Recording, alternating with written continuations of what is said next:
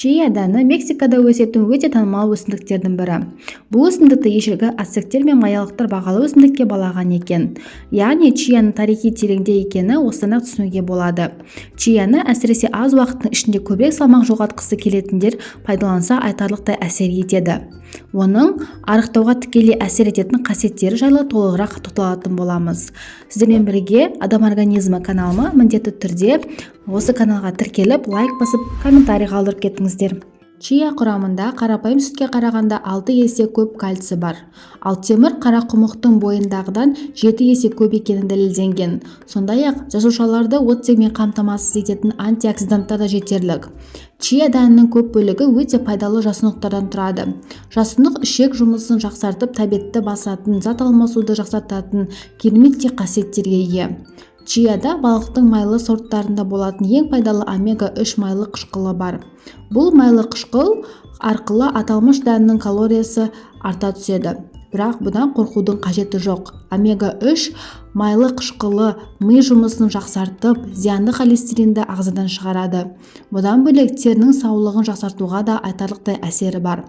Чияның құрамында А, С, Е және Б тобындағы дәрумендер мен магний, фосфор, калий мен мырыш та өте көп.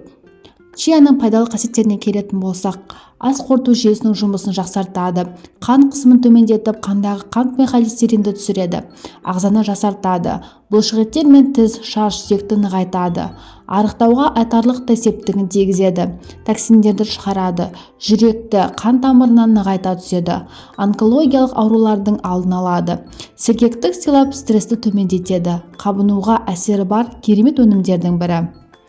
Чияны қай уақытта қабылдауға болмайды. Ең алдымен аллергиялық әсері бар ма, жоқ па, соны тексеру қажет. Сондай-ақ мына аурулар бойыңызда табылса, чияны қолданбаған дұрыс.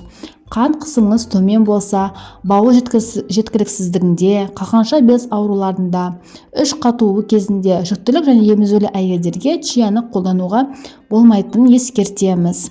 Чияны қалай қабылдаймыз? Чия дәндерін суға салып 1-2 сағатқа тоңазытқышқа салып қоясыз. 200 мл суға 1 шай қасық чия салсаңыз жетеді. Осы уақыт аралығында чия дәні көпсіп кілегейлене түседі.